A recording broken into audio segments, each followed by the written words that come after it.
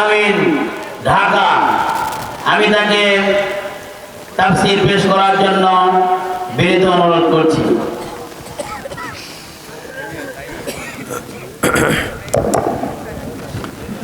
السلام عليكم ورحمة الله وبركاته.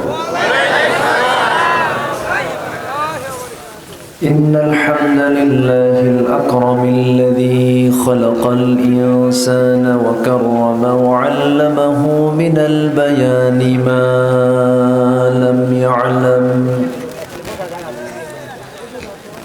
فسبحان الذي لا يحصى امتنانه باللسان ولا بالقلم. نشهد أن لا إله إلا الله وحده لا شريك له، ونشهد أن سيدنا وحبيبنا ومولانا محمدا عبده ورسوله الذي أرسله بالحق بشيرا ونذيرا وداعيا إلى الله بإذنه وسراجا منيرا. فقد قال الله تعالى في كلامه المجيد وفرقانه الحميد: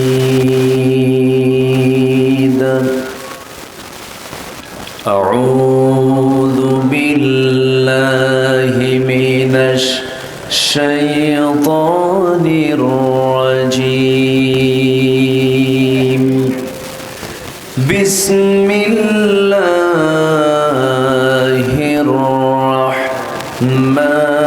الرحمن الرحيم.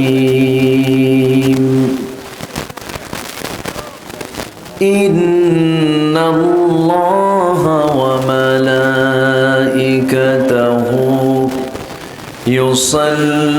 يصلون على النبي يا أيها الذين آمنوا صلوا عليه وسلموا تسليما.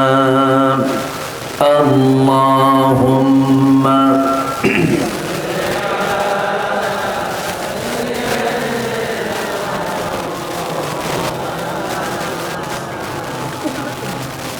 وعلى آل سيدنا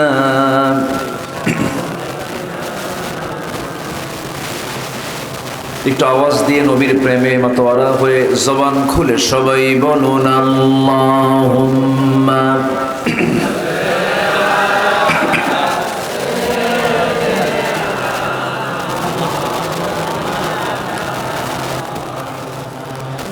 وعلى آل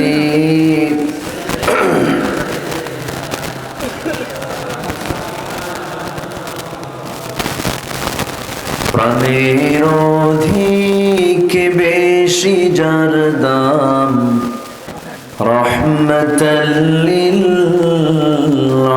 আলামিন। জানো কি তোমরা তাহার নাম রহমাতাল লিল আলামিন। অসহায়ের বুকে যে জন গোপনে করে সওয়ার, দরুদ পড়ে সুবহ ও শাম রহমাতাল লিল আলামিন। গরিবের আহার দিতেন নিজে হয়ে রোজাদার, নিয়মর ভালোবাসার খাম রহমাতাল লিল আলামিন। জানো কি তোমরা তাহার নাম রহমতুল লিল আলামিন। প্রাণের অধিক বেশি যার দাম রহমতুল লিল আলামিন। আল্লাহুম্মা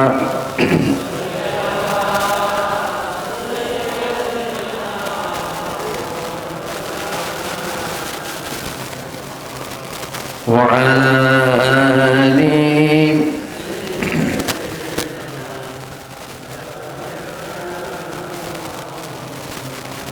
সবাই বলুন বালাগাল উলা বিকামালিহি কাশাফাত তুজা বিজামালিহি حسنت جميع خصاله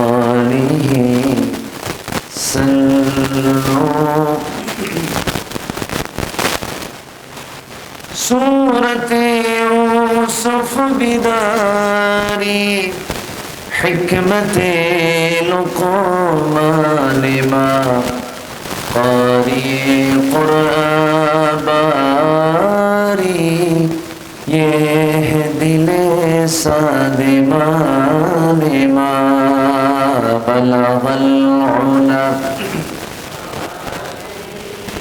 كشف التجى بجماله حسنت جميع خصاله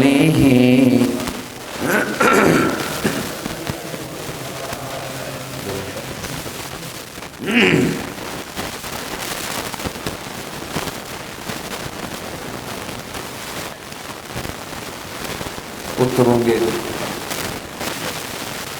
গেটওয়ে বৃহত্তর বগুড়ার জয়পুরহাট জেলার কালাই উপজেলার উলিপুর আমিনী আহমেদিয়া হাফিজা মাদ্রাসা মাহফিল ইন্তেজামি কমিটি কর্তৃক আয়োজিত ৪১তম তাফসীরুল কোরআন মাহফিল ২০২৬। আজকের এই মহৎ আয়োজনের সম্মানিত সুযোগ্য সভাপতি নন্দিত আলেমে দ্বীন ইসলামী আন্দোলনের বলিষ্ঠ কণ্ঠস্বর, দক্ষিণ এশিয়ার বৃহত্তম ইসলামী সংগঠন বাংলাদেশ জামাত ইসলামীর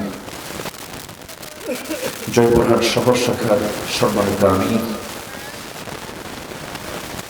হানাইল নোমানিয়া কামিল মাদ্রাসার সম্মানিত মুফতি মাওলানা সৈয়দুর রহমান হাফিজাহুল্লাহ,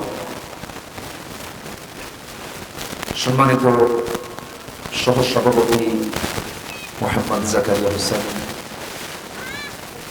প্রধান অতিথি জনাব এস.এ. জাহিদ সরকার, বরেণ্য অতিথিবৃন্দ, হযরত উলামায়ে কেরাম, ফদল আইজান, বিশেষ করে আমার পূর্বে কথা বলেছেন নন্দিত আলেমে দ্বীন, আমার অত্যন্ত কাছে, আমার স্নেহধন্য, আমার আদরের, আমার খুবই প্রিয় এবং আমার নতুন মেহমান জনাব হাফিজ মাওলানা মিসবাহুল আজম মিসবাহ হাফিজাহুল্লাহ কথা বলেছেন অত্র গ্রামের কৃতি সন্তান নন্দিত আলেমে দ্বীন জনাব মাওলানা মিজানুর রহমান হাফিজাহুল্লাহ। উপস্থিত আজকের মাহফিলের প্রধান আকর্ষণ, যাদেরকে নিয়ে আজকের এই সাজানো গোছানো বর্ণাঢ্য আয়োজন, তাওহীদের পতাকাবাহী, কালেমার ঝান্ডাবাহী, দ্বীন ইসলামের নরসারদুল বীর মুজাহিদ, প্রাণ প্রিয় সম্মানিত দ্বীনী ভাইরা, আড়ালে বসে আছেন শ্রদ্ধেয়া সম্মানিতা মা বোনেরা।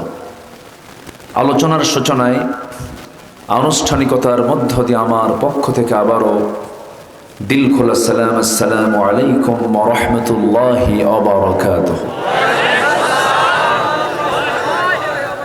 সবাই কেমন আছেন? আমাকে প্রশ্ন করলেন, আল্লাহ তাআলা আমাকে তো আপনার সাথেই বসে রেখেছেন। বলছি আলহামদুলিল্লাহ। সারাদিনের সকল ক্লান্তি দূর করার জন্য সবাই যখন আরামের ঘুমের দিকে যাবার কথা, লেপের নিচে এখন ঘুমানোর কথা, ঠিক সেই সময় আমরা বসে আছি কোরআনের টানে জান্নাতের বাগানে। যে মনি সুযোগ করে দিলেন সেই মহান রবের শানে বলে উঠছি আলহামদুলিল্লাহ। সবাই বলছে আলহামদুলিল্লাহ। চিৎকার মেরে বলছে আল্লাহুম্মা ইন্নী আসআলুকা আল হুদা ওয়াত তুকা ওয়াল আফাফা ওয়াল গিনা। সবাই বলে আল্লাহুম্মা লাকা আসলামতু ওয়া বিকা আমানতু ওয়া আলাইকা তাওয়াক্কালতু ওয়া ইলাইকা আনাবতু ওয়া বিকা খাসামতু। আমরা আল্লাহ তাআলার শুকর আদায় করে নিলাম। সম্মানিত হাজিরিন, আলোচনা শুরু করতে একটু দেরি হলো, শেষ হতে যদি একটু দেরি হয় কষ্ট হবে না তো? সবাই কি সময় দিতে রাজি আছেন? জোরে বলি ইনশাআল্লাহ। শেষ ক্লাসটা একটু কঠিন হয়। শেষ ক্লাসে ছাত্র অপেক্ষায় থেকে শেষ হবে কখন, যিনি শিক্ষক তিনিও ভাবেন শেষ হবে কখন। তো আমরা দোয়ার মধ্য দিয়ে শেষ করব। দোয়া পর্যন্ত সবাই থাকতে রাজি আছি তো ইনশাআল্লাহ? জি, আমি এতটুকু কথা বলতাম না, যেহেতু উঠতে দেরি হলো তো এই জন্য কথাটা আমরা একটু বলে নিলাম। জি, জোরে বলি ইনশাআল্লাহ। সম্মানিত হাজিরিন, আমরা যে কিতাবের কথা শুনতে এসেছি, যে কোরআন আমরা বুঝতে এসেছি, এই কোরআন তো পৃথিবীর কোনো লেখকের লেখা বই নয়। এই কিতাবটা কার পক্ষ থেকে নাজিল হওয়া বলুন তো? আসতে বলবেন না, কার পক্ষ থেকে? পৃথিবীতে একটা গ্রন্থই পৃথিবীতে এখন আছে, যে গ্রন্থটা পৃথিবীর কারো না। আর বাকি যত বই পৃথিবীতে আছে সব মানুষের। সব কি বলেন? মানুষের। কোরআনের ব্যাখ্যা হলো হাদিস, মূল সোর্স হচ্ছে কোরআন, যা আল্লাহ থেকে নাজিল হওয়া। তাহলে এই পৃথিবীতে বাকি যত বই আমরা যা দেখতে পাই সব হচ্ছে মানুষের, আর কোরআনটা হলো কার? আল্লাহর। এর চাইতে আর সহজ করে পার্থক্য বোঝানোর মতো ভাষা আমি পাচ্ছি না। তাহলে যে আল্লাহ তাআলা তার ভাষায় তার কাছ থেকে কোরআন নাজিল করলেন, এত বড় একটা স্পষ্ট, সুস্পষ্ট এবং এত মজবুত একটি গ্রন্থ আমাকে দেওয়ার পরেও আমরা সেই কোরআনকে জীবনের সকল জায়গায় আমরা ট্রিট করছি না, জীবনের সকল জায়গায় আমরা এটাকে প্রয়োগ করছি না। এটা আমাদের জন্য বড় পোড়া কপাল। আস্তে কন কেন? আস্তে কন কেন? এই যে কোরআন দেখতে পাচ্ছেন, এর উপরে যদি কেউ বঙ্কিম, শরৎ অথবা রবি ঠাকুরের কোনো বই যদি উপরে রাখে, অথবা আমাদের কবি নজরুলের বইও যদি রাখে, মানবেন? কেন মানবেন না? কোরআন সবার উপরে থাকবে, বাকি সব বই নিচে থাকবে। তাহলে কাগজের কোরআনকে আপনারা এমনভাবে দেখতে চান যেন এই কাগজের কোরআনের উপরে আর কোনো পৃথিবীর কোনো বই যেন না স্থান পায়।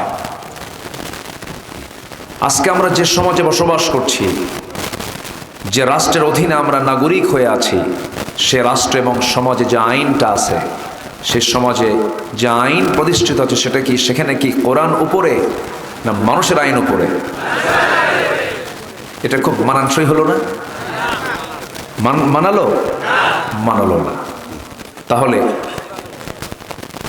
আমরা দুর্বল আইন না আছি, আমরা যে আইনের কোনো ভিত্তি নাই, নড়বড়ে, পরিবর্তনশীল, কিন্তু আল্লাহ তাআলা যে শক্তিশালী সংবিধান দিয়েছেন, মজবুত সংবিধান দিয়েছেন, এটাকে আমরা নিচে রেখে মানুষের আইনকে আমরা প্রাধান্য দিয়ে তার উপরে আমরা সমাজ রাষ্ট্রকে পরিচালনা করছি।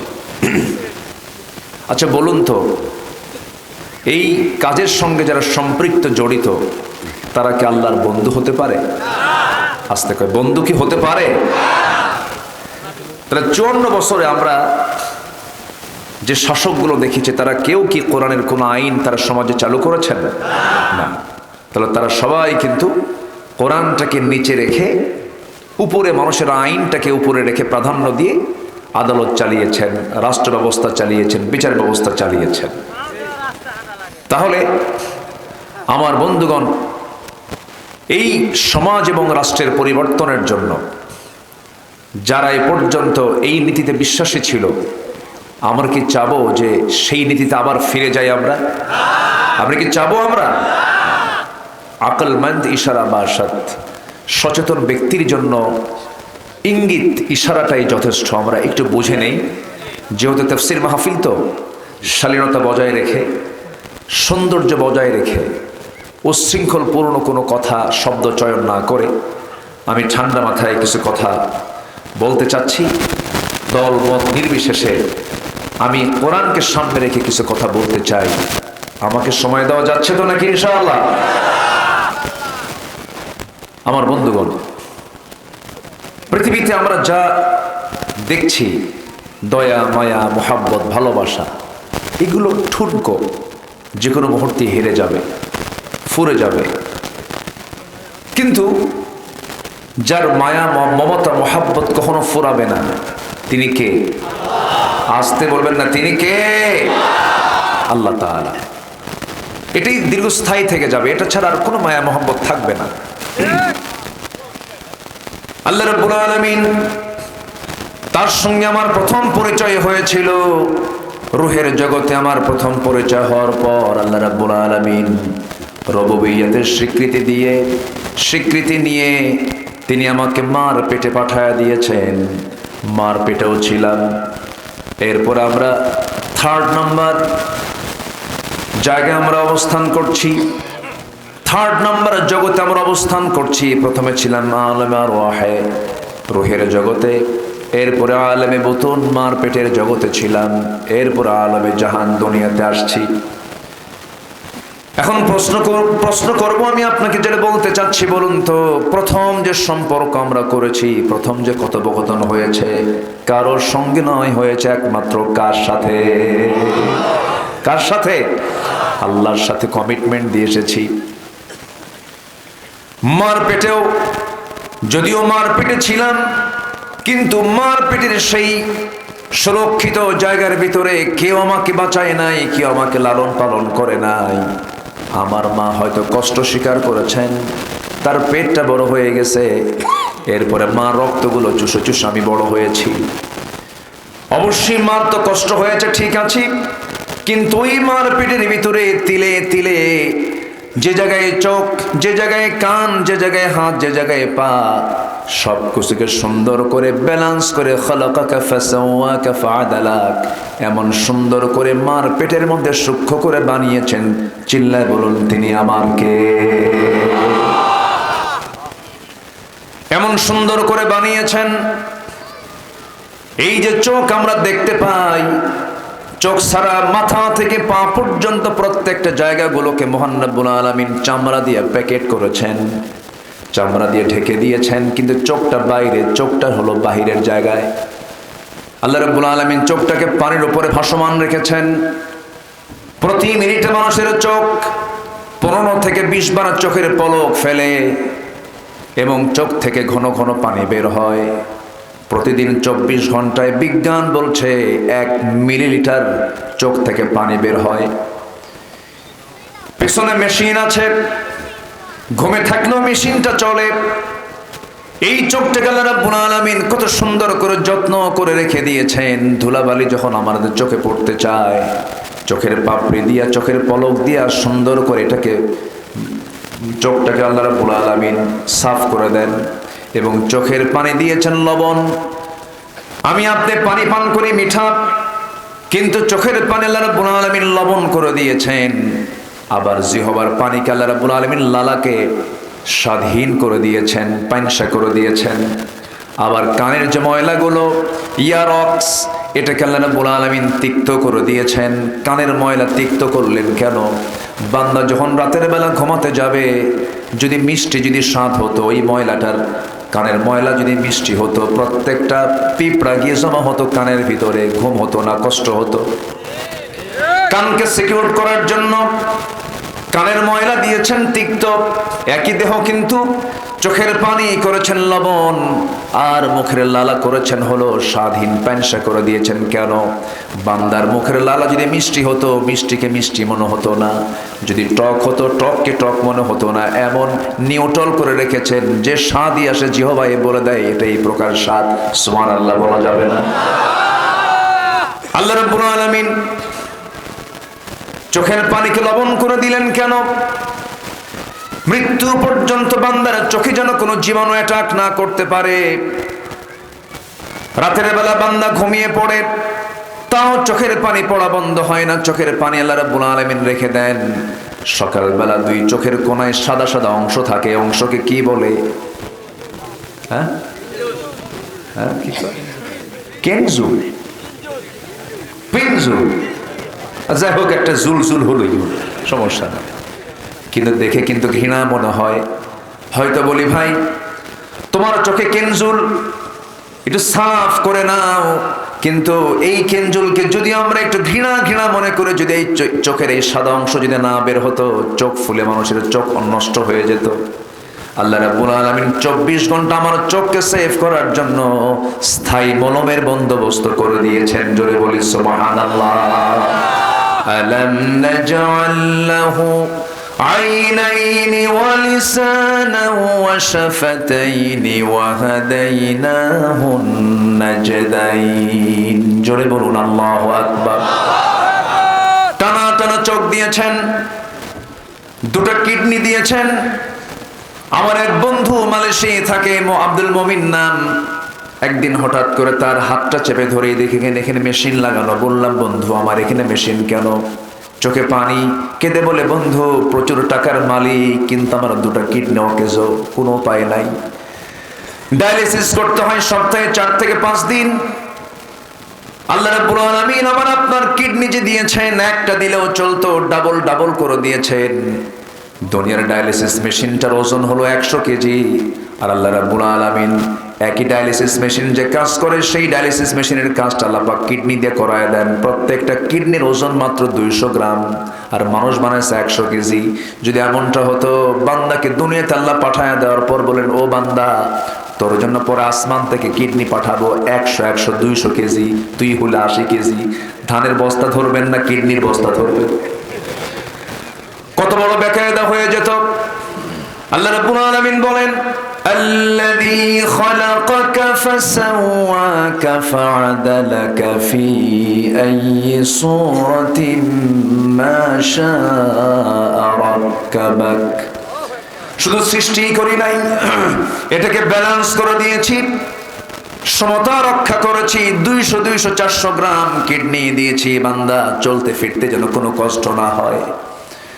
জেনারেটর দিয়েছেন, আমার দেহের মধ্যে জেনারেটর সেট করা আছে, বিদ্যুৎ আছে, বিদ্যুৎ ছাড়া আমার চোখ চলবে না, আমার হাত চলবে না, পা চলবে না। জেনারেটর আছে, এরপরে ব্যাটারি আছে, কি চান সবকিছু এই বডির মধ্যে সেট করে দিয়েছেন। চিল্লায় বলেন কে? আসতে বলবেন না কে? মাথা থেকে পা পর্যন্ত আপনি যেদিকেই তাকাবেন কার অবদান? বন্ধুকে।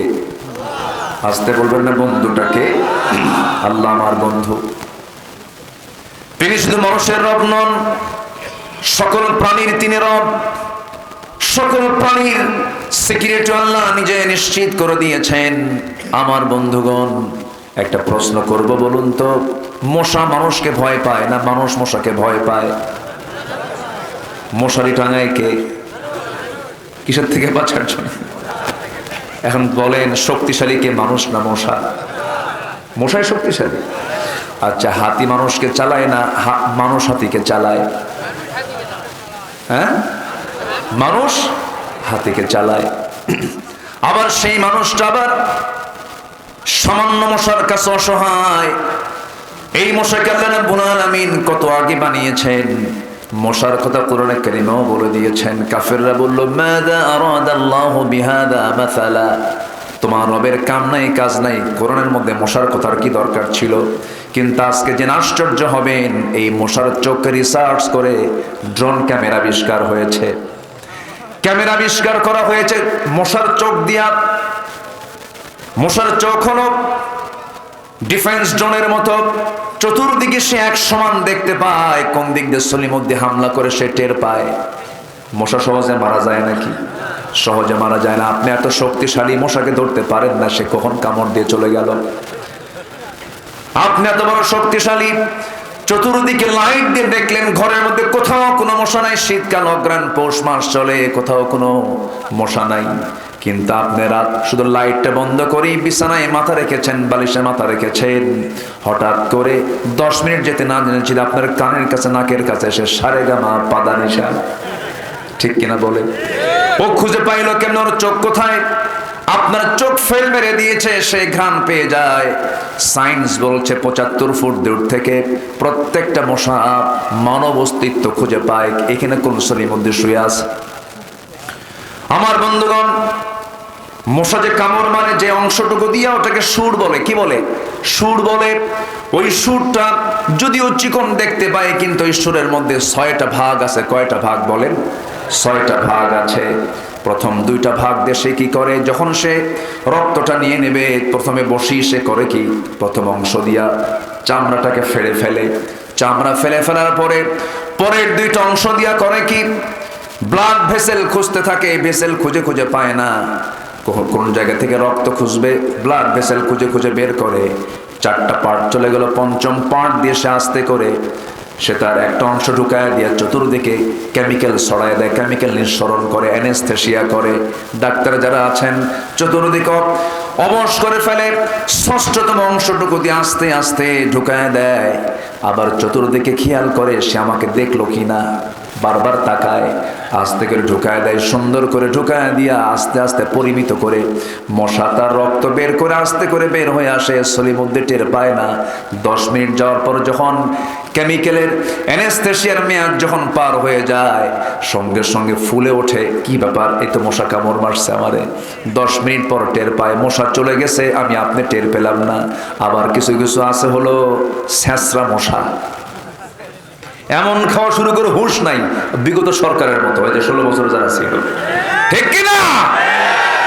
এমন খাওয়া খাইছে, হজম করতে পারে নাই, শীত হয়ে পড়লো আর শেষ হয়ে গেল, ঠিক কিনা বলেন? তাহলে আল্লাহ যে উদাহরণগুলো দিয়েছেন, অবশ্যই উদাহরণের মধ্যে হেকমত আছে না নাই?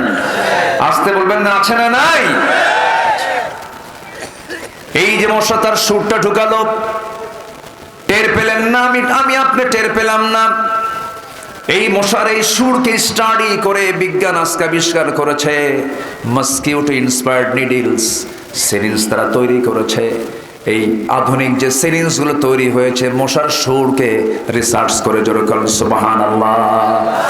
একটা মশার গায়ে যে মেশিন আল্লাহ পাক লাগিয়ে রেখেছেন, মশা যে আওয়াজ করে, গুনগুন গুনগুন করে কানে শোনা যায়, এই আওয়াজটা কিন্তু তার ভোকাল কর্ডের আওয়াজ না, কণ্ঠের আওয়াজ না, এটা তার পাখার আওয়াজ। সায়েন্স বলতেছে, আধুনিক বিজ্ঞান বলছে, প্রাণী বিজ্ঞান বলছে, প্রত্যেকটা মশা যখন সে হাতের ঝাপটান, যখন পাখার যখন ঝাপটানটা মারে, প্রতি সেকেন্ডের ঘনত্বের পরিমাণ হলো, ঝাপটানের পরিমাণ হলো তার পাখা নড়ায় প্রতি সেকেন্ডে 400 থেকে 500 বার। সুবহানাল্লাহ বলা যাবে না? আজ পর্যন্ত মেশিন, মশার গায়ে যে মেশিনটা আছে, এমন মেশিন আজ পর্যন্ত পৃথিবীতে কেউ আবিষ্কার করতে পারে নাই। আল্লাহু আকবার বলেন। আমার রব তিনি কত বড় রব! সেই মহান রব যা কিছু সৃষ্টি করেছেন সব আমার এবং আপনার জন্য সৃষ্টি করেছেন। জোরে বলেন সুবহানাল্লাহ। একটা প্রশ্ন করব আপনাকে, বলুন তো আল্লাহ আমাকে বেশি ভালোবাসেন না আমি আল্লাহকে বেশি ভালোবাসি? বলেন বলেন, কে আমাকে বেশি ভালোবাসেন না আমি আল্লাহকে বেশি ভালোবাসি? আল্লাহ আমাকে বেশি ভালোবাসেন। সারা রাত ধরে মদের বোতল খায়, অন্যের বউ নিয়ে শুয়ে থাকে, অথচ আল্লাহ তার নাকের ডগায় অক্সিজেন দিয়ে রাখে। আল্লাহর দয়া কম? আস্তে, আল্লাহর দয়া কম? সারা রাত ধরে মদের বোতল নিয়ে থাকে আর অন্যের বউ নিয়ে শুয়ে থাকে, এরপরও নাকের ডগায় আল্লাহ সরাসরি অক্সিজেন দিচ্ছেন, খা। বান্দা তুই তওবা করে তবু আয়, তওবার দরজা খোলা রেখেছে, আমি তোকে মাফ করে দেব। জোরে বলে সুবহানাল্লাহ। সবাইকে আমরা আল্লাহর প্রিয় পাত্র হতে চাই। আল্লাহ ভালোবাসেন 8 শ্রেণীর মানুষকে। আল্লাহ তাআলা 8 ধরনের মানুষকে ভালোবাসেন। এই 8 ধরন কারা কারা, এটা হচ্ছে আজকে আমার আলোচনার সাবজেক্ট। সবাইকে শুনতে রাজি আছেন? কারো কোনো সমস্যা নাই তো? জোরে বলি ইনশাআল্লাহ। আল্লাহ আবার কিছু বান্দাকে ভালোবাসেন না। ইউহিব্বু লা ইউহিব্বু, এই দুটা শব্দের মোড়কে আল্লাহ পাক সাজিয়েছেন, কাদেরকে ভালোবাসেন আর কাদেরকে ভালোবাসেন না।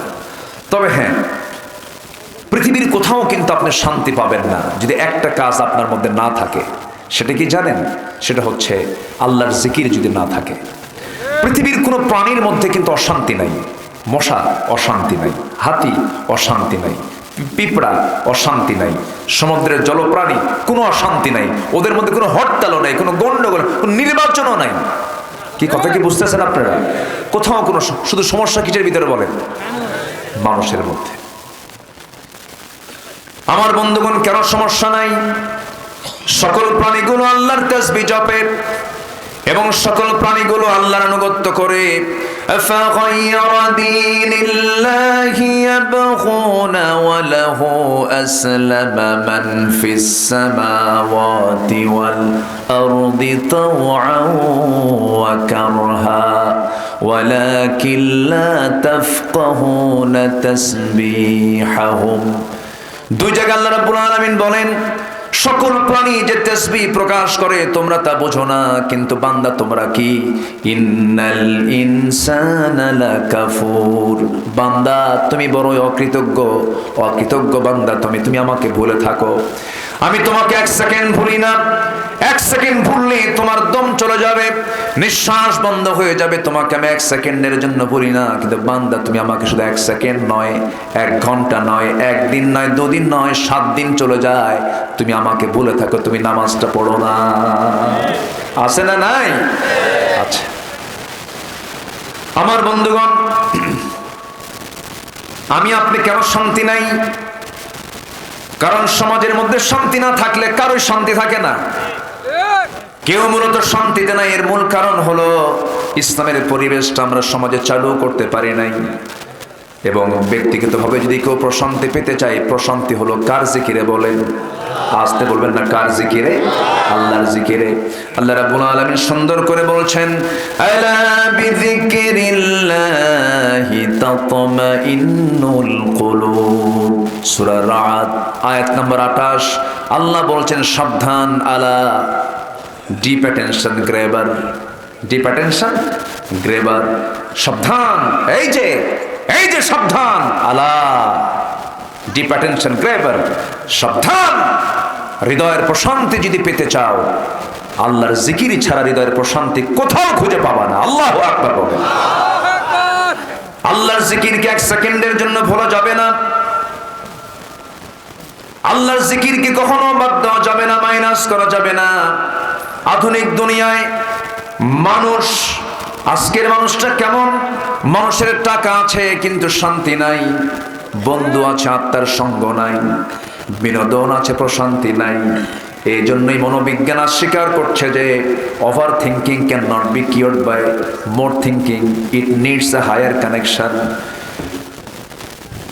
মানুষের ভিতরে যে অশান্তি কাজ করছে, এই অশান্তি দূর করার জন্য সবচাইতে বড় প্রয়োজন হলো হায়ার কানেকশন দরকার, একটা উচ্চ সম্পর্ক দরকার। সেই সম্পর্কের নাম হলো বান্দার সঙ্গে আল্লাহর সম্পর্ক। জোরে বলেন সুবহানাল্লাহ। জিকির, কার জিকির? আসতে বলবেন না, কার জিকির? আল্লাহর জিকির করব আমরা। আমার বন্ধুগণ, আল্লাহর জিকিরটাকে শুধুমাত্র সুবহানাল্লাহ নয়, আলহামদুলিল্লাহ নয়, আল্লাহু আকবার শুধু নয়, বাজারে যাব, ওজন যখন দেব জিকির করব কার? ব্যবসা যখন করব ওজন দেব জিকির করব কার? আবার আমি যখন চাকরি করতে বসবো জিকির করব কার? সব সময় সমস্ত কাজে আল্লাহ রাব্বুল আলামিন তার স্মরণকে তিনি বাধ্যতামূলক করে দিয়েছেন। আমাকে তুমি বাদ দিয়ে চলো না, বিপদে পড়ে যাবা। একজন সাহাবীর কথা মনে হলো, 2 নম্বর খলিফাতুল মুসলিমিন ছিলেন। সেই খলিফার নাম কি বলুন? একটু জোরে বলেন। আমি প্রায় একটা কথা বলি, মনে হয় বহুদিন আগে এক মাহফিলে, আজ থেকে আরো 15-20 বছর হবে, এক মাহফিলে বললাম, ওমর ফারুককে চিনেন কে? সামনে থেকে এক ছোট্ট ছেলে দাঁড়ায় বলে, হুজুর আমি ওমর ফারুককে চিনি। কে? আমাদের বাড়ির দোতলায় ভাড়া থাকে। আমি তাকে বললাম, তুমি 100-তে 100 পাইছো, মাশাআল্লাহ। জি, এই ওমর দোতলায় ভাড়া থাকা ওমর না, এই ওমর হচ্ছে সেই ওমর যে ওমরের ব্যাপারে রাসূল বলেছেন, আমার পরে যদি কেউ নবী হতো, নবুয়তের দরজা যদি খোলা থাকতো, লাকানা ওমর, আমার ওমর নবী হয়ে যেত। আল্লাহু আকবার। তিনি শাহাদাত বরণ করেছেন। তিনি কি করেছেন? শাহাদাত বরণ। তিনি শহীদ হয়েছেন। তার সারা জীবনের দোয়া ছিল, কি দোয়া ছিল? আল্লাহুম্মা রযুকনি শাহাদাতান ফি সাবিলিক ওয়াজআল মাউতি ফি বালাদি রাসূলিক। ও আল্লাহ, তুমি আমাকে শহীদি মৃত্যু দান করো এবং আমার নবীর শহরে মদিনাতে মৃত্যু দিয়ে দিও। তিনি এই দোয়াটা সারা জীবন করেছেন, কিন্তু দোয়াটা ছিল আপাত দৃষ্টিতে উল্টা দোয়া ছিল। মদিনায় যুদ্ধ হওয়ার কোনো সম্ভাবনা ছিল না। আবার মদিনায় তিনি ইন্তেকাল করতে চেয়েছেন, কিন্তু আল্লাহ রাব্বুল আলামিনের মাঝেও তার নিয়তকে কবুল করে নিয়েছেন। কোন একটা ফজরে নামাজে তিনি দাঁড়িয়েছেন, 2 রাকাত নামাজ পড়বেন। প্রথম রাকাত নিরাপদেই পড়েছেন, দ্বিতীয় রাকাতে নামাজ পড়তেন না। নামাজের মধ্যে হঠাৎ করে আবু লুলু মাজুসি নামে একজন আততায়ী, একজন জালিম পিছন দিক থেকে এসে তার পেটের ডান পাশে মেরে দিল। বিষাক্ত ছুরি যখন ঢুকায়া দিয়েছে, সেই সময় তিনি অতটুকু অসুস্থ হয়ে পড়লেন না। সেই চাকু বের করে আবার উপর জবরি সামনের দিক থেকে তল পেটে যখন মোচড়ায় যখন ছুরিটা মেরে দিয়েছে, সেই সময় আর তিনি দাঁড়াতে পারলেন না। দ্বিতীয় রাকাতে পেটের নিচ থেকে একটু অংশ ভুঁড়ি বের হয়ে গেল, সেন্সলেস হয়ে পড়ে গেলেন। কয়েক ঘন্টা সেন্স নাই। ইতিহাস বলে সেন্স যখন ফিরল, তার সেন্স ফেরার সঙ্গে সঙ্গে তিনি মুস্কি হাসি মেরে বলছেন, আল্লাহ তাআলা বুঝি আমার হৃদয়ের আকুতি কবুল করে নিয়েছে। এরপরে ছেলে আব্দুল্লাহকে ডাক দিয়ে বলছে, আব্দুল্লাহ রে এদিকে আসো, একটু পানি দাও তো। হয়তো সন্তান মনে করেছেন আব্বা পানি পান করার জন্য ছটফট করছেন, পানি আনলেন তাড়াতাড়ি করে। পানি যখন তার হাতে দেওয়া হলো, তিনি বলছেন, আব্দুল্লাহ তুমি আমাকে কিসের জন্য পানি দিলা? আব্বা আপনি তৃষ্ণার্ত হয়েছেন, পানি পান করুন না। আরে না, ফজর নামাজ তো আমার এখনো হয় নাই। আল্লাহু আকবার বলেন। এটার নাম কি? জিকির। বলেন এটার নাম কি? বলেন জিকির। আমার তো নামাজটা হয় না, নামাজ তো বাদ আছে, ওযু করতে হবে, ওযুর পানি দাও। ওযু বানায় নিলেন। ওযু বানায় নিয়ে তিনি কষ্ট করে দাঁড়াতে পারলেন না, পেটটাকে কাপড় দিয়ে পেঁচে ধরলেন। নামাজটা বসে বসে কোনো মতো পড়লেন। পড়ার সঙ্গে সঙ্গেই এবার আব্দুল্লাহকে ডাক দিয়ে বলছে, আব্দুল্লাহ রে কি চিন্তা করো তোমরা, কান্নাকাটি করো কেন? আমার নাকের মধ্যে আমি জান্নাতের ঘ্রাণ পেয়ে গেছি। আমি দুনিয়া থেকে মনে হয় বিদায় নিয়ে নেব। আব্দুল্লাহ বলছেন, আব্বা ডাক্তার তো জোগাড় করতে হবে, চিকিৎসার দরকার, ডাক্তার খুঁজে আনতেছি। ডাক্তার খুঁজে আনা হলো, সামনে ডাক্তারকে বসায় দেওয়া হলো। এবার ডাক্তার বলছে, আমিরুল মুমিনিন কি চিকিৎসা করবো আপনার? 1 গ্লাস দুধ নিয়ে এসেছি, দুধটা পান করুন। যখন তাকে 1 গ্লাস দুধ দেওয়া হলো পান করার জন্য, তিনি পান করা শুরু করলেন বিসমিল্লাহ বলে, কিন্তু দুধটা পেটে থাকলো না, নারী ফুটা হয়ে বাইরে দিয়ে দুধটা পড়ে গেল। ডাক্তার বলছে আর পারলাম না, আমি তো অচল হয়ে গেলাম, আমার চিকিৎসা এই জায়গায় শেষ, আমি আর পারছি না। সঙ্গে সঙ্গে ওমরে ফারুক বলছেন, ডাক্তার তোমাকে ধন্যবাদ, আমি আমার রবের সন্ধানে, রবের আহ্বানে সাড়া দিয়ে আমি আমার রবের কাছে চলে যাচ্ছি। আল্লাহু আকবার বলেন। জিকির কার বলেন? আসতে বলবেন না, জিকির কার? আল্লাহর জিকির তাতমাইন্নুল কুলুব। সঙ্গে সঙ্গে ওমরে ফারুক রাদিয়াল্লাহু তাআলা বলছেন, আব্দুল্লাহ আমি মনে হয় দুনিয়া থেকে বিদায় নিয়ে নেব, ডাক্তারকে পাঠায় দাও। ডাক্তার এবার চলে যাচ্ছে রুম থেকে। ডাক্তারের পায়ের দিকে তাকায় দেখেন তার পাজামাটা গিরার নিচে পড়ে আছে। ওই অসুস্থ অবস্থায় ডাকতেছেন, ডাক্তার এই দিকে আসো, আমি চাই না তুমি জাহান্নামে যাও। আমার নবীর হাদিসটা শুনে যাও, যে ব্যক্তির পাজামার কাপড় গিরার নিচে পড়ে থাকবে কিয়ামতের দিন আল্লাহ পাক তার দিকে নজর দিবেন না, পাজামার কাপড়টা উঠাও। সুবহানাল্লাহ বলবেন না? মৃত্যুর পূর্ব দাওয়াতি কাজ বন্ধ নাই। ওমর ফারুক রাদিয়াল্লাহু তাআলা দুনিয়া থেকে বিদায় নেবেন।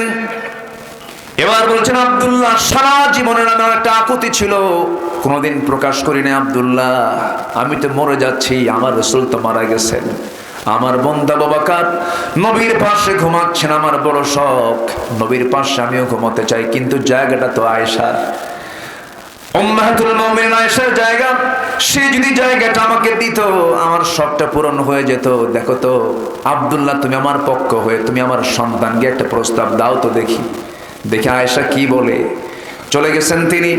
চলে গিয়ে বাবার প্রস্তাব যখন আম্মা জান আয়েশা সিদ্দিকার কাছে করলেন, সঙ্গে সঙ্গে ভিতর থেকে কান্নাকে জড়িত কণ্ঠে জবাব এলো, অর্ধজাহানের শাসনকর্তা ওমরের মতো মানুষ আমার কাছে ছোট্ট একটা আবদার করবে, আমি কেমন করে ফেরত দেই? আমি আয়েশা আমার জায়গা আমি ওমরে দান করে দিলাম। আমার ভাইয়েরা, আল্লাহর শরণ, নবীর মোহাব্বত, আল্লাহর জিকির, নবীর আনুগত্য, এই বিষয়গুলো যদি আমার আপনার জীবন থেকে মাইনাস হয়ে যায়, দুনিয়াও সংকীর্ণ হয়ে যাবে, আখিরাতও সংকীর্ণ হয়ে যাবে, সব শেষ হয়ে যাবে।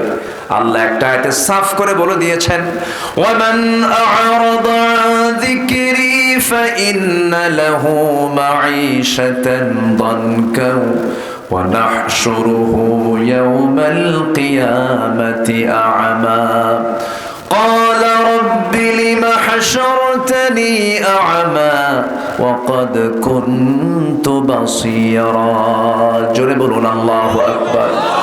আমার জিকির থেকে, আমার স্মরণ থেকে, আমার নামাজ থেকে, আমার সমস্ত হুকুম থেকে যে বান্দা নিজেকে গুটিয়ে রাখবে, কিয়ামতের দিন আমি তাকে অন্ধ করে তুলব এবং দুনিয়ার জীবনটাকে আমি তার জন্য সংকীর্ণ থেকে সংকীর্ণ করে দেব, শান্তি থাকবে না।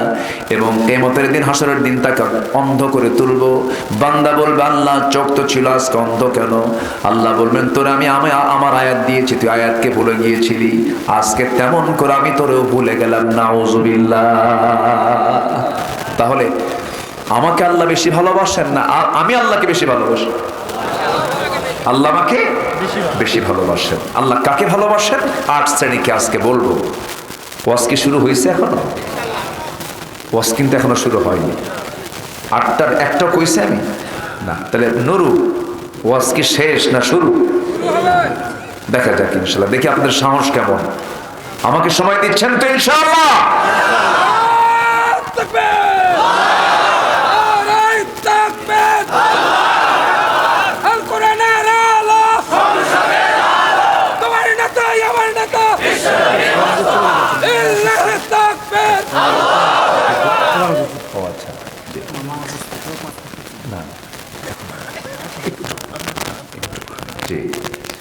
সম্মানিত ভাইরা, আমি কি কথা বলবো?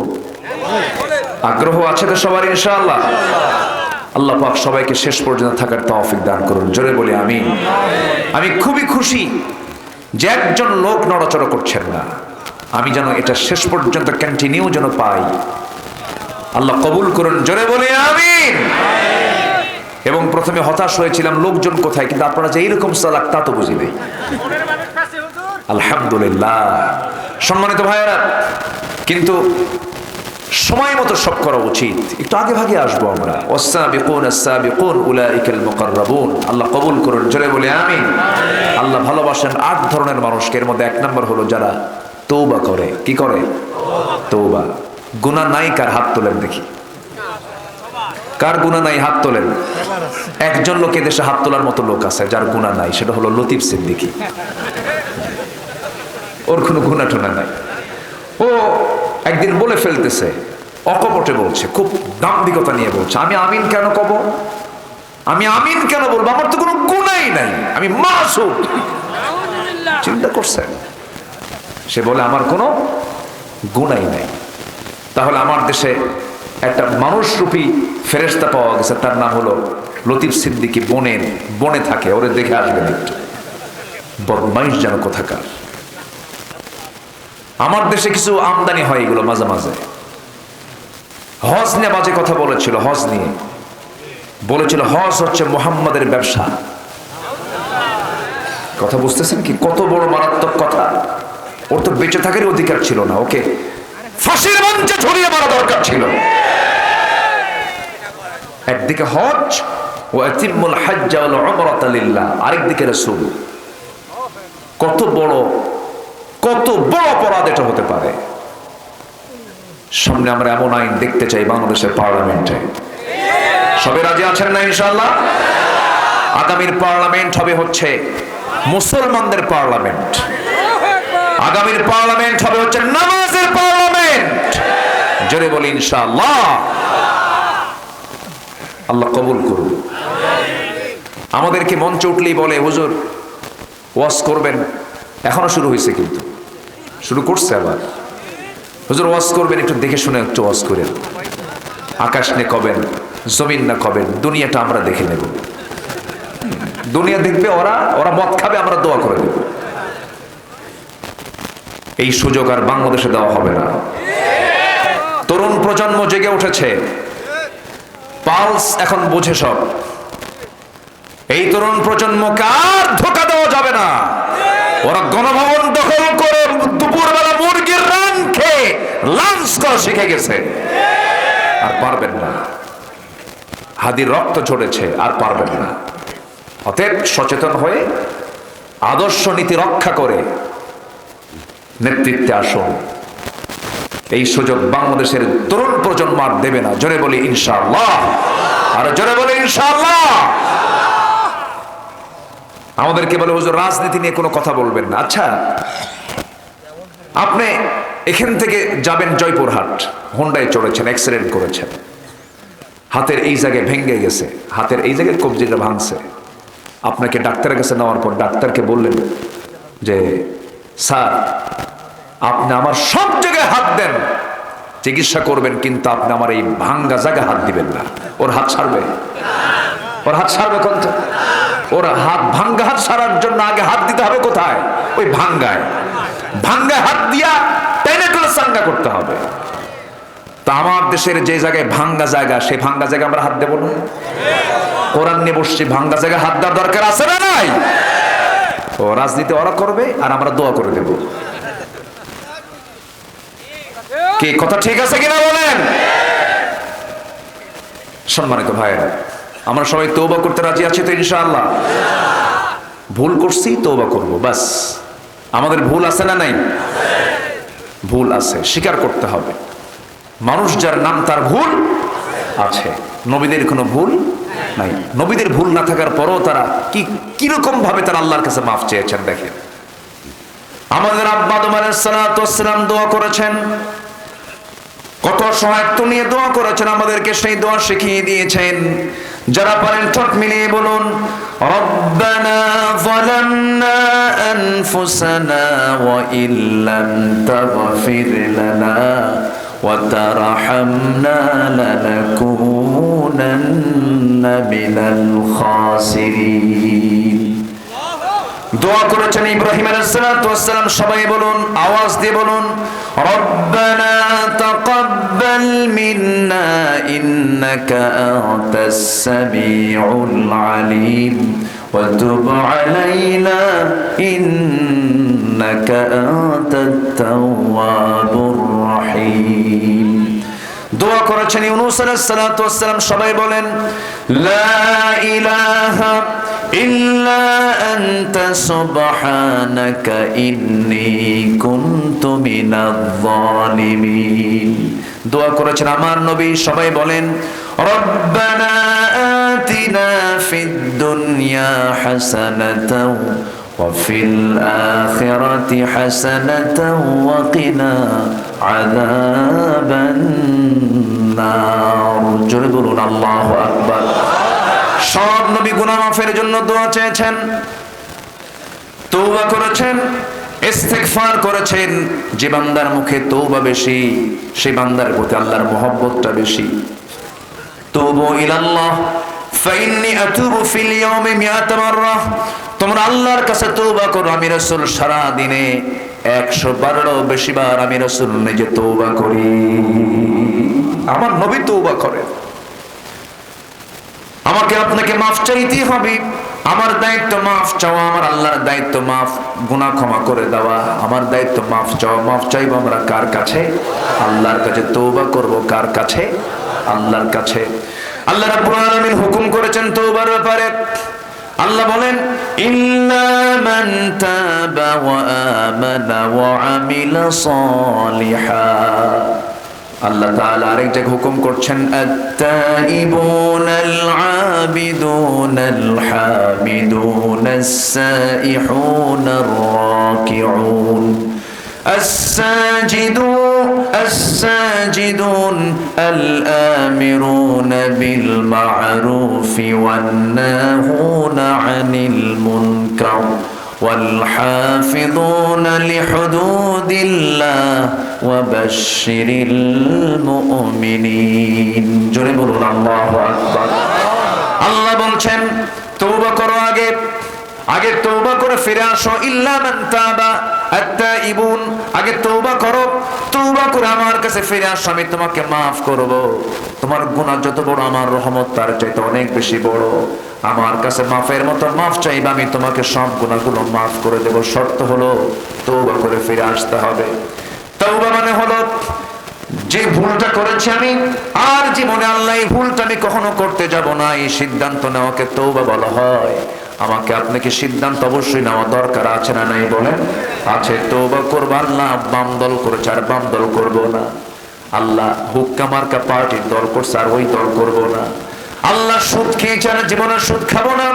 জেনা করেছে আর জীবনে জেনা করতে যাব না। আকাম কুকাম করেছে আর আকাম কুকাম করতে যাব না। চুরি করেছে আর জীবনে চুরি করব না।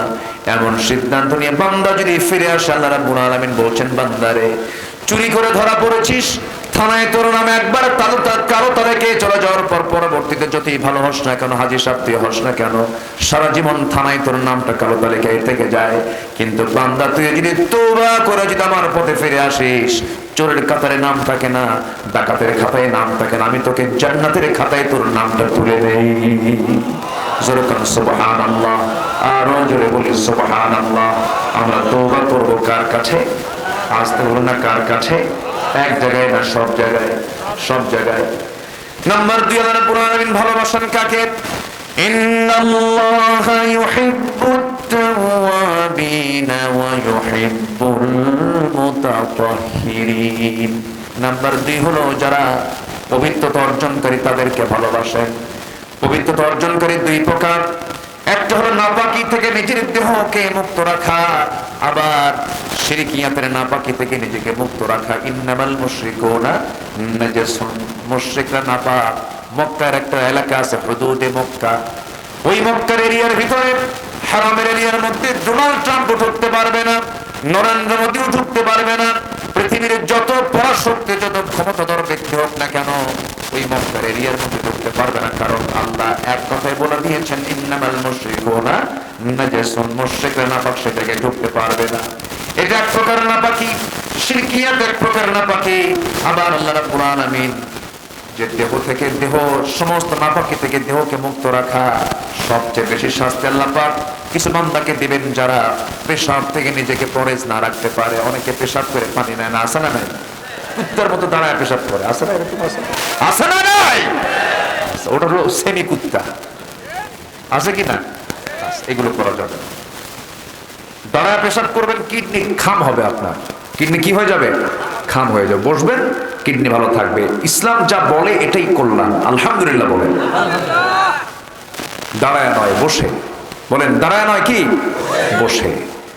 পরিষ্কার করতে হবে, বাউলকে সম্পূর্ণ পরিচ্ছন্ন রাখতে হবে, নাপাকি অবস্থায় থাকা যাবে না। অজুর উপরে থাকার চেষ্টা করবো। মালাকুল মউত আমাকে বলে আসবে আমি অমুক দিন আসতেছি, নাকি এরকম বলে আসবে? আসবে না। যেহেতু আসার কোনো গ্যারান্টি নাই, অতএব আমার প্রস্তুত থাকতে আমার কোনো অবহেলা করা যাবে না। আমার বন্ধুগণ, সাইয়েদনা বেলাল রাদিয়াল্লাহু আনহু দুনিয়াতে আছেন। আমার নবীজিকে আল্লাহ তাআলা মেরাজে নিয়ে জান্নাত দেখালেন। সেই জান্নাতের মধ্যে বেলালের কণ্ঠ তিনি শুনতে পেলেন। দুনিয়াতে এসে বলছেন, বেলাল, জান্নাতে তোমার আওয়াজ শুনলাম কেন? কি হয়েছে তোমার, বলো তো, কি এমন আমল করো? সাইয়েদনা বেলাল কাঁদতে কাঁদতে বলছেন, হুজুর, আমার ব্যক্তিগত একটা আমল হলো, আমি যখনই মনে করি আমার ওযু নাই, ওযু বানায় সঙ্গে সঙ্গে 2 রাকাত নামাজ পড়ি, সবসময় ওযুর উপরে থাকি। আমার রাসূল বলছেন, বেলাল, এই জন্যই বুঝি তোমার আওয়াজ আল্লাহ পাক আমাকে জান্নাতে শোনায়া দিয়েছে। আমরা ওযুর উপরে থাকবো, জোরে বলি ইনশাআল্লাহ। নামাজ না পড়ি, ওযু যেন ঠিক থাকে, নাকি এরকম কিছু? মানে মাথায় টুপি থাক, লুঙ্গি না হয় না থাক। আগে কোনটা দরকার? আগে টুপি না আগে লুঙ্গি? বলেন, আগে লুঙ্গি দরকার না টুপি দরকার? আগে লুঙ্গি দরকার। বলুন তো, নামাজ কয় ওয়াক্ত? এর মধ্যে কোন ওয়াক্তের দাম সবচেয়ে বেশি? আসর। হ্যাঁ, তামানি দাম বেশি। তামান মানে হলো সব। ওরে তামাম, মাশাআল্লাহ। এখানে আরবি শব্দ ঢুকলো কেমন? আবার জয়পুরহাট, অনেক সুন্দর ভাষা, বলি আলহামদুলিল্লাহ। জয়পুরহাটের এই বেল্ট এবং নওগাঁ দিয়ে একটা টান আছে, এত সুন্দর একটা মায়ার টান। ভাত খাসিন এটা টান আছে না? আছে। এই টানের মধ্যে একটা মজা আছে, এটা মায়া। এটা কি বলেন তো? একটা মায়া আছে। এই টান আপনি কোথাও পাবেন না, এটা এই এলাকার জন্যই প্রযোজ্য। ময়মনসিংহে আবার বেশি টান মার, ওরা মধ্যে মুনফাসিল পর্যন্ত যায়, মধ্যে তবাই না, ভাত খাইছুন, ওরা আরো বেশি টান। সামনে সিফলার রাস্তা দেখুন না কেন, ওর মানে একটা অদ্ভুত একটা ভাষা। এই ভাষাগুলো আল্লাহ পাক দিয়েছেন। এই ভাষার সৌন্দর্য আছে না নাই বলেন তো? আছে। টান মারলে বোঝা যায় এটা জয়পুরহাট, টান মারলে বোঝা যায় এটা রংপুর, টান মারলে বোঝা যায় চিটাগাং, টান মারলে বোঝা যায় সিলেট, টান মারলে বোঝা যায় এটা যশোর থেকে আমদানি হয়েছে। তো এগুলো সব কে করে দিয়েছেন? আল্লাহ করে দিয়েছেন। এগুলো হচ্ছে আঞ্চলিক পাসওয়ার্ড। এগুলো কি পাসওয়ার্ড বলেন? আঞ্চলিক পাসওয়ার্ড, সেটআপ। এটা আঞ্চলিক, এটাই ভাষা, এটাই ভাষা। শুধু ভাষা ভিন্ন না, চেহারাও ভিন্ন। আমরা গোটা দেশে চলি তো, মানুষের চেহারা দেখলে বোঝা যায় এটা এই লোকটার বাড়ি অমুক অঞ্চলে। আল্লাহ তাআলা চেহারাটাও আঞ্চলিক করে দিয়েছেন। সুবহানাল্লাহ বলেন। এটা কার দেওয়া? কার দেওয়া? আল্লাহর দেওয়া। বহুদিন আগে একটা কথা মনে হলো, বলে ফেলি। নোয়াখালীতে আমার একটা মাহফিল ছিল। আমাকে বললো, হুজুর, গোটা দেশেই চলেন। আমার বাড়ি তো আবার উত্তরবঙ্গে, কিন্তু আমার বাড়ি বগুড়ায়, জন্মস্থান, হোম টাউন হচ্ছে শেরপুর থানা। তো আমাকে বলা হলো যে উত্তরবঙ্গের এমন একটা বাক্য বলবেন যেটা আমরা বুঝবো না। বুঝবো না, বোঝেন নাই? আমরা তো চিন্তা করলাম কোন বাক্যটা বলা যায়। তো বগুড়ার 4 মাথা, বগুড়ার তো মাথার শেষ নাই, বহু মাথা আছে না? নিজের মাথা, 3 মাথা, 4 মাথা, 7 মাথা। আগে কিসের মাথা? নিজ মাথা। নিজ মাথা, 3 মাথা, 4 মাথা, 7 মাথা। তো 4 মাথা মাটি ডালি এবং বনানি, এই মোড়ের, এই মোড়গুলোর যে রিক্সাওয়ালা যে কথাগুলো বলে, এটার একটা বাক্য আমি রেডি করে বললাম, ভাই দেখেন তো বুঝেন নাকি? বললাম, কে রে তুই আলুতে আলু ওয়াক্কালি আলু। বুঝতেছেন কি? বোঝার তো কথা, পাশাপাশি তো। কে রে তুই আলুতে আলু ওয়াক্কালি আলু। তুমি আমার দিকে ফেলফেল করে চেয়ে আস। বললাম, ভাই আমি তো বলে ফেলছি। আপনি কি বললেন? বললাম, আপনি বুঝলেন যেটা সেটা আগে বলেন, এরপর আমি ব্যাখ্যা দেব। উনি বলতেছেন, যেহেতু একটা বাক্যের মধ্যে দেখলাম 3টা আলু, কে রে তুই আলু তে আলু ওয়াক্কালিয়া আলু, তাহলে মোট কয়টা আলু? 3টা আলু। যেহেতু উত্তরবঙ্গ, জয়পুরহাট, বগুড়া, এগুলো তো আলুর এলাকা, আলু দিয়ে কোনো একটা কিছু হবে। বলেন তো, এখানে আলুর মধ্যে কিছু আছে? এটাই হলো ভাষা। এটার নাম কি? ভাষা হাসা হয়ে যায় বলি, গালি হয়ে যায়। এই ভাষাগুলোর মালিককে আসতে কবেন না, কে কে কে? নামাজ কি, কোনটা দামি? তামানটাই দামি। এই যে আপনি ওয়াজ বের করে দিচ্ছেন, যে এই জন্য ওদিক চলে গেছিলেন। এখন আসেন, লাইনে আসেন। 5 ওয়াক্ত নামাজের ভিতরে ফজরটার ফজিলতটা বেশি, ফজরের ফজিলতটা বেশি। শুধু ফজরের 2 রাকাত নামাজের দাম, ফজরের 2 রাকাত সুন্নাত নামাজের দাম, রাকাতাই সালাতুল ফজর খায়রুম মিনাদ দুনিয়া ওয়া মা ফিহা। দুনিয়া এবং দুনিয়ার মাঝে যা আছে, যা সম্পদ আছে, এর চাইতে বেশি সম্পদ দামি হলো ফজরের 2 রাকাত সুন্নাত নামাজের দাম। দুনিয়া বেচেও এই নামাজের মূল্য দিতে পারবে না কেউ, এত দাম ফজরের। বান্দা কয় টাইম নাই, বান্দা কয় কি টাইম নাই। একটা প্রশ্ন করব আপনাকে, বলুন তো আমার দেশের ম্যাক্সিমাম মসজিদগুলোতে কোন ওয়াক্তে সবচাইতে কম মুসল্লি পাওয়া যায় বলেন? ফজরের সবচেয়ে কম মুসল্লি, কিন্তু দুঃখজনক হলো সত্য, ওই ফজরেই কিন্তু মানুষ বাড়িতে বেশি থাকে। জোহরে কম থাকে, আসরেও কম থাকে, মাগরিবেও কম থাকে, এশাও কম থাকে, কিন্তু ফজরে 100% বাড়িতে মানুষ থাকার পরও ফজরে মুসল্লি কম। মানুষগুলো কোথায় যায়? মেরাজে, মেরাজে যায়। ঘুমায় না, কি ঘুমায়, কি ঘুমান দিল, ফজরটা তার কাজা হয়ে গেল, সেই ঘুম তার জন্য অকল্যাণ বয়ে আনবে, অসুস্থতা বয়ে আনবে, নিঃসন্দেহে তার জন্য ক্ষতির কারণ হয়ে যাবে। কোন এক শুক্রবারে, এই তো কিছুদিন আগে কোন এক শুক্রবারে ভূমিকম্প হয়েছিল, মনে আছে আপনাদের? কি বার বলেন? কি বার? শুক্রবার, জুমাবার বলেন। কি বার? আবার বলেন, আবার বলেন, আবার বলেন। শুক্রবার বলবেন না, বলেন কি বার? জুমাবার বললে সওয়াব পাবেন, শুক্র কয় সওয়াবটা পাবেন। জুমা একটা সূরার নাম আছে, সূরাতুল জুমা। আর জুমা মানে হচ্ছে একত্রিত হওয়া, জুমার দিন, ইয়াউমুল জুমা। তো জুমাবারে কিয়ামত হবে, জুমাবার পৃথিবী ধ্বংস হবে। তো জুমাবারে জুমার নামাজের একটু আগ দিয়ে ভূমিকম্প হয়েছিল কয়েক সেকেন্ড। জুএইচএস, বারিধারা, গুলশান, ধানমন্ডি, এই বিশাল ধনকুবের ধনীরা যে এলাকায় থাকে, একটা ফ্ল্যাটে একটা মানুষও নাই, খালি ধাক্কা একখান মারছে আল্লাহ, এক ধাক্কায় সব ভিআইপি জুতা খুইলা রাস্তায়, সব হয়ে গেছে ভিআইপি ফকির। ভিআইপি কি? ফকির রাস্তায় দাঁড়ায় আছে। কিসের ভয়ে? আল্লাহর ভয় নাকি?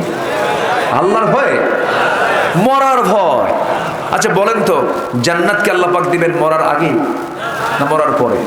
আমাদের চূড়ান্ত প্রাপ্তি কি বলেন তো? আমাদের চূড়ান্ত চাওয়াটা কি বলেন আল্লাহর কাছে? বলেন কি? জান্নাত। সে জান্নাত পাবো আমরা মরার আগে না মরার পরে? বান্দা মরতে চায় না, বান্দা মরতে চায় না, মারছে দৌড়। সে কি দৌড়, গায়ে কোনো কাপড় চুপড়ও নাই, ওই গেঞ্জি আর লুঙ্গি ছিল, ওই লুঙ্গি নিয়ে মারছে দৌড়। এই দৌড়টা মারা লাগতো না যদি ফজরের দৌড় মারতো আল্লাহর ভয়ে। আসতে কোন কেন? ফজরের দৌড়ে এই দৌড় মারা লাগতো না। আল্লাহ তাআলা দৌড় মেরে নামাজে যেতে বলেছেন, হাইয়া আলাস সালাহ, হাইয়া আলাল ফালাহ, তাড়াতাড়ি নামাজে আসো, কদ কামাতিস সালাহ, নামাজ দাঁড়ায় গেছে, নামাজে দাঁড়াও। মুয়াজ্জিন ডাকে, কোন যুবকের কানে সাড়া পায় না। কিছু বুড়া চাচা 5-6 জন ফজরে যায়, কিছু বুড়া চাচা 5-6 জন ফজরে যায়। যখন প্রশ্ন করা হয়, চাচা এই ঠান্ডার মধ্যে আপনি কেন আসছেন মসজিদ? আপনার তো না আসলে হতো, আপনি মাহুর মানুষ। বাবা বুড়ি বেঁচে নাই, বুড়ি থাকলে আমিও আসতাম না, বুড়ি থাকলে। এগুলো করা যাবে না। নামাজকে আমরা কন্টিনিউ করব, আমরা জিকিরকে কখনো বাদ দেওয়া যাবে না। নামাজ আমরা 5 ওয়াক্ত পড়বো। সবাইকে রাজি আছেন নাকি? সবাইকে রাজি আছেন? 5 ওয়াক্ত নামাজ পড়বেন কারা কারা? একটু হাত তুলে দেখান দেখি, জোরে বলি ইয়া আল্লাহ। আমাদেরকে ফজর, যোহর, আসর, মাগরিব, ইশা 5 ওয়াক্ত সালাত আদায় করার তৌফিক তুমি আল্লাহ দিয়া দাও। জোরে বলি আমিন, আরো জোরে আমিন। হাত নামান। বউ যদি নামাজ না পড়ে কি করবেন? কর। যদি না পড়ে তাহলে কি করবেন? বলার পরও কাম হয় না, হ্যাঁ হ্যাঁ, তাও ঘুম পারে না, না নামাজ পড়তেই চায় না, বারবার বলার পর তখন কি করবে? হাই রে হাই, কি অ্যাকশন করে! তালাক, এদিকে কি মায়ের, এদিকে মায়ের, এদিকে তালাক, এদিকে মায়ের। এই তো লক্ষণ খুব খারাপ দেখতেছে। একটারও ট্রিটমেন্ট ঠিক নাই। হ্যাঁ, বুঝান লাগবে, শুনে এই তো বউকে ভালোবাসার মানুষ পাইছে একজন। হ্যাঁ, ও বিয়েই করে নাই মনে হয়। আচ্ছা, খুব ভালো, আপনারা খুব মজার মানুষ, আলহামদুলিল্লাহ। আপনাদের জেলার নামই তো জয় দিয়ে শুরু, কোনো পরাজয় নাই, জয়। আল্লাহ কবুল করুন, জোরে বলি আল্লাহুম্মা আমিন। সূরা ফাতাহ, ফাতাহ মানে হলো জয়, বিজয়। একটা জেলার নাম পাইছেন আপনারা কোরআনের একটা সূরার নাম অনুযায়ী, বলি আলহামদুলিল্লাহ। আল ফাতাহ, ফাতাহ মানে হলো বিজয়। এইদিকে আপনার জেলার নামও কি? বিজয়, বিজয়ী তো, ওই বি আর জয় একই তো। আচ্ছা, তাহলে দুটো আমরা ভালো জানলাম। আল্লাহ 8 ধরনের লোককে ভালোবাসেন। এর মধ্যে একটা হচ্ছে তওবা, আরেকটা হচ্ছে পবিত্রতা অর্জনকারী। পবিত্রতা অর্জন না হলে কি নামাজ হবে? আগে নামাজ না আগে পবিত্রতা? কাপড় পাক, জায়গা পাক, কাপড় পাক, জায়গা পাক, তাছাড়া তো নামাজ হবে না। শুরু তো সলার মধ্যে আগে আপনাকে আওতায় আসতে হবে, কাপড় থাকতে হবে, সতর ঢাকতে হবে, কাপড়টা পরিষ্কার হতে হবে। এগুলো হচ্ছে শর্ত। আল্লাহ পাক এই জন্য বলছেন তাওয়াবিন ওয়া ইউহিব্বুল মুতাতাহহিরিন। আল্লাহ পাক যারা মুতাতাহহির হবে, আল্লাহ পাক তাদেরকে